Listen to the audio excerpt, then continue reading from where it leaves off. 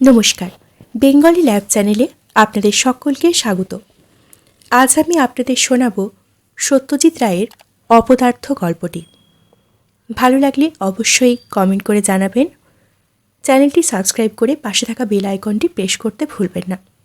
চলুন শুরু করছি সত্যজিৎ রায়ের অপদার্থ।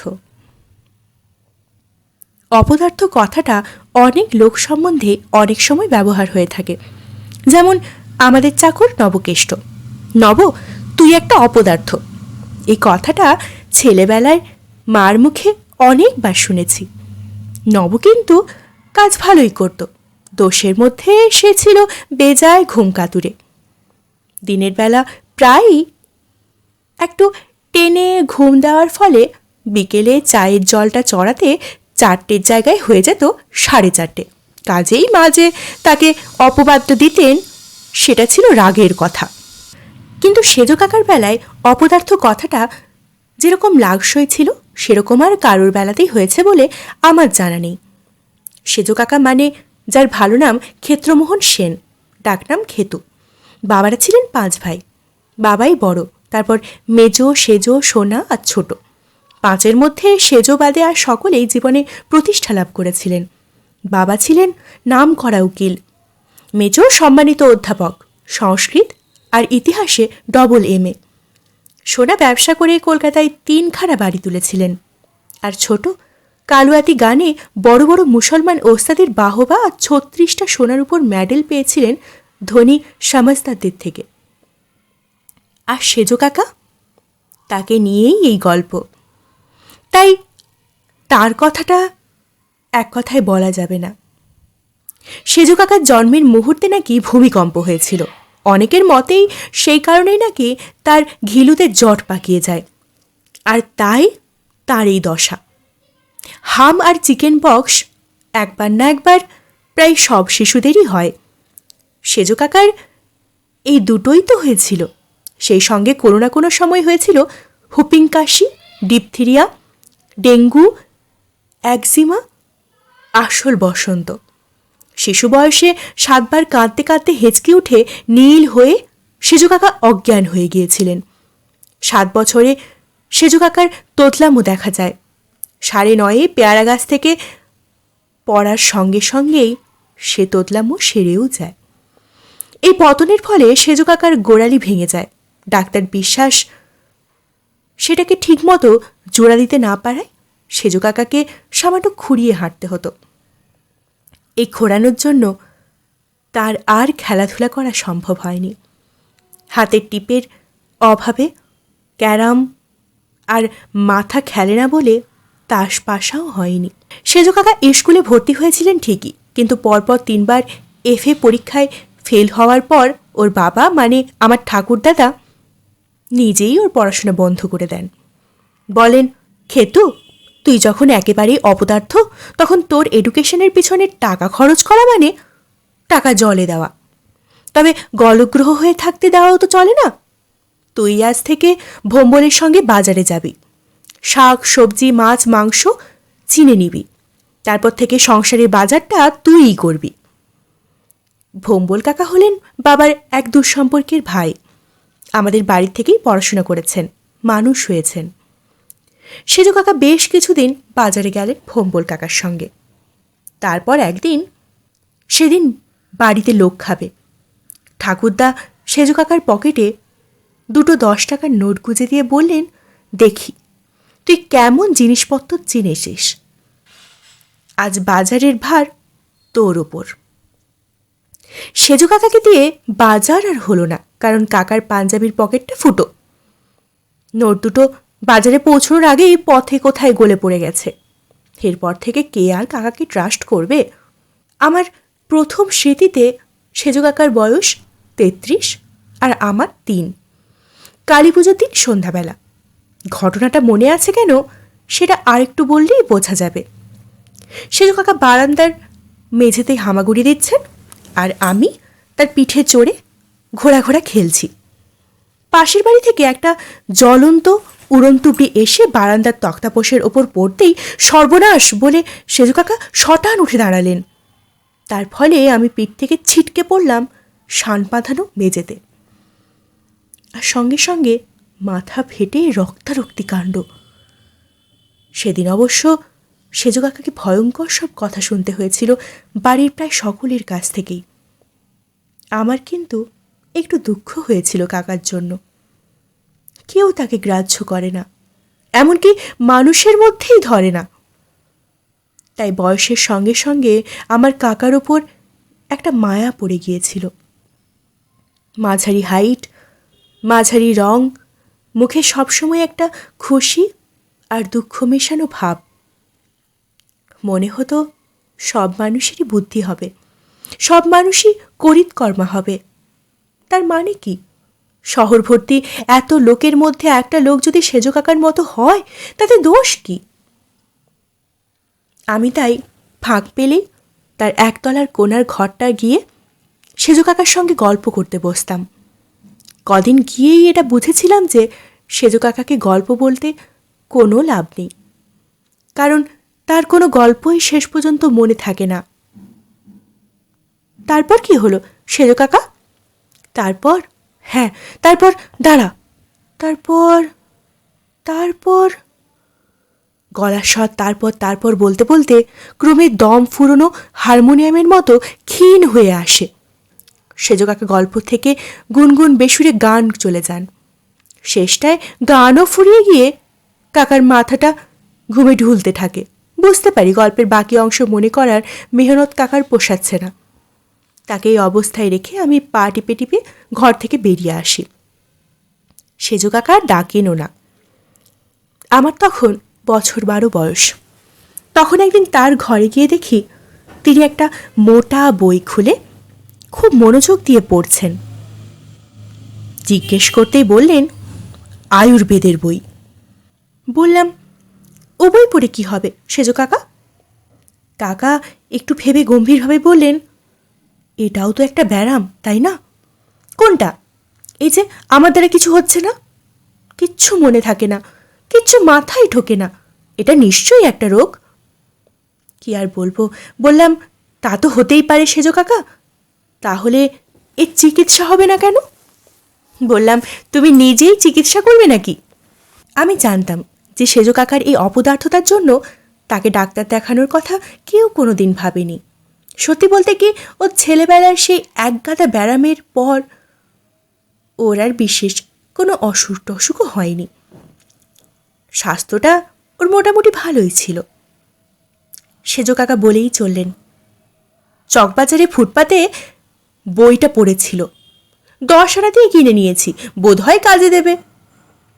মনে আছে, আমার ব্যারামের জন্যেও আয়ুর্বেদিক চিকিৎসা আছে। 2 দিন বাদে, তখন বর্ষাকাল, বিকেলে সেজ কাকার ঘরে গিয়ে দেখি উনি বেরোবার তোড়জোড় করছেন। পায়ে ক্যাম্বিসের জুতো, মালকোচা মেরে ধুতি পরা, গলায় জড়ানো সুতির চাদর আর হাতে ছাতা। বললেন, ভরচাট পাড়ায় ভাঙা শিব মন্দিরটার পেছনে একটা গাছ আছে, খবর পেয়েছি, তার শেকড় আমার চাই, ওটা পেলেই ব্যাস নিশ্চিন্তি। সেজ কাকা বেরিয়ে পড়লেন। আকাশ ঘোলাটে হয়ে আসছে। তেমন তেমন বৃষ্টি নামলে কাকার প্ল্যান ভেস্তে যাবে। আমি ঘণ্টাখানেক নিচে ঘুরঘুর করে দোতলায় নিচের ঘরে চলে গেলাম। দক্ষিণের জানলা দিয়ে সামনে রাস্তা দেখা যাচ্ছে। বৃষ্টি নামল না। সন্ধে তখন হব। তখন দেখি সেজ কাকা ফিরছেন। দুধ দাঁড় করে নিচে নেমে সদর দরজার মুখে কাকার সঙ্গে দেখা। পেলে শেকড়? না রে, ভুল হয়ে গেল, একটা টর্চ নিয়ে যাওয়া উচিত ছিল, জায়গাটা জংলার বেজায় অন্ধকার। কিন্তু ওটা কি?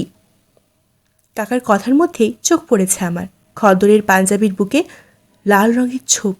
তাই তো, এটা তো খেয়াল করিনি এতক্ষণ।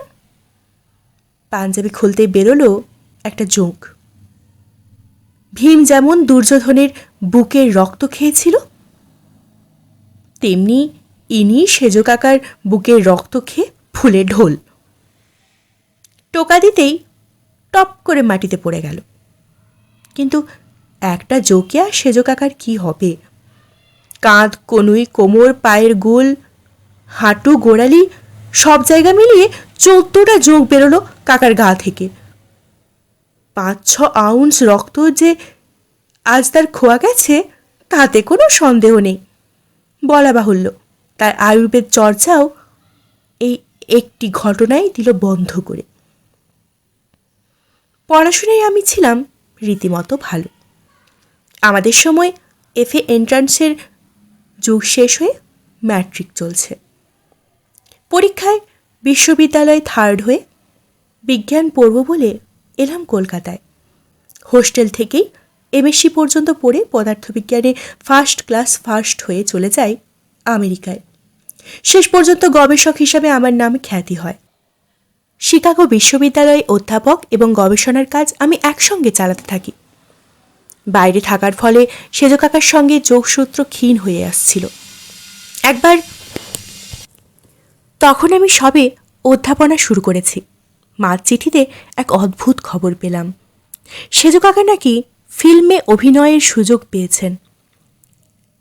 এখানে বলি যে সেজ কাকার সঙ্গে স্বামী বিবেকানন্দের চেহারার একটা সাদৃশ্য ছিল। দেহের গঠন মোটেই এক নয়।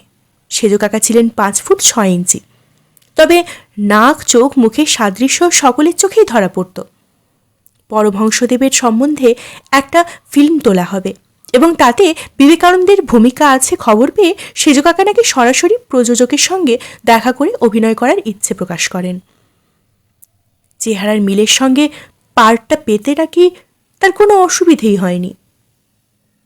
কিন্তু হপ্তাখানিক বাদেই আর একটা চিঠিতে জানলাম কাকা নাকি ছবির থেকে বাদ হয়ে গেছে। হবে নাই বা কেন?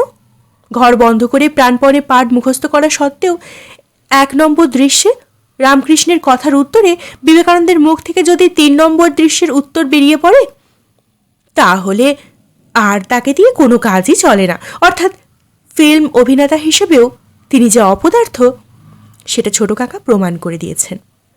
আমার যখন 48 বছর বয়স, তখন শিকাগোতে আমার ছোট ভাইয়ের একটা চিঠিতে জানি যে সেজ কাকা এক সাধু বাবার শিষ্য হয়ে কুয়েটে চলে গেছেন। গত বছর ডিসেম্বরের গোড়ায় আমার ছোট কাকার মেয়ে কাকলির বিয়েতে আমাকে কলকাতায় আসতে হয়। সঙ্গে আমার স্ত্রী আর আমার 2 মেয়ে, তারা 2 জনেই পুরোপুরি আমেরিকায় মানুষ। ইতিমধ্যে সেজ কাকার কোনো খবর পাইনি। তাই কলকাতায় এসে যখন শুনলাম উনি শহরেই আছেন এবং বহাল তবিয়তে আছেন, তখন স্বভাবতই তাকে দেখবার জন্য আমার মনটা উসখুস হয়ে উঠল। আমার তখন বয়স 60, তাই সোজা হিসেবে সেজ কাকার 90। আমি ধরেই নিয়েছিলাম যে ইতিমধ্যে প্রবাসে কাকার দেহান্ত ঘটেছে। শুনলাম ফার্ন রোডে তার ভাগ্নে অর্থাৎ আমার ছোট পিসিমার ছেলে ডাক্তার রণেশ গুপ্তর বাড়িতে এসে তিনি উঠেছেন 3 মাস হলো। আরও শুনলাম যে ধর্মকর্ম ব্যাপারটা মোটেই তার ধাতে হয়। 10 বছরেও ইডলি দোসায় অভ্যাস হয়নি। রোজ আধপেটা খেয়ে ওজন নাকি প্রায় 30 কিলো কমে গেছে। আমি এসেছি শুনে তিনি তার ডাক্তার ভাগ্নেকে বলেছেন, ঝন্টুকে বলিস একবার যেন এসে আমার সঙ্গে দেখা করে। এক রবিবার সন্ধ্যায় এসে হাজির হলাম ফার্ন রোডে।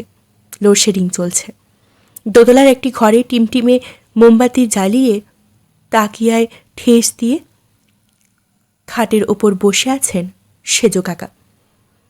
একটা মটকার চাদরের ওপর গলায় প্যাঁচ দিয়ে জড়ানো সবুজ মাফলার। কাকাকে দেখলে চেনা যায় বটে, তবে বলতেই হবে বয়সের পক্ষে রীতিমতো মজবুত চেহারা। মাথার চুল সব পাকা ঠিকই, কিন্তু এখনও যে চুল আছে সেটাই বড় কথা। আমায় দেখে হাসিতে মুখ ফাঁক হওয়াতে অরিজিনাল দাঁতও চোখে পড়ল ডজন খানেক। আর যখন কথা বেরোলো তখন দেখলাম গলার স্বর ক্ষীণ হলেও কথায় বেশ তেজ আছে। এ তেজ কাকার মধ্যে আগে কখনো দেখিনি।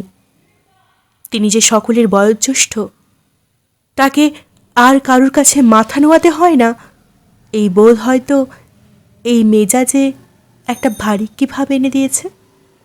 কিরে ঝন্টু, বললেন সেজ কাকা, মার্কিন মুলুকে গিয়ে কি করা হচ্ছে শুনি?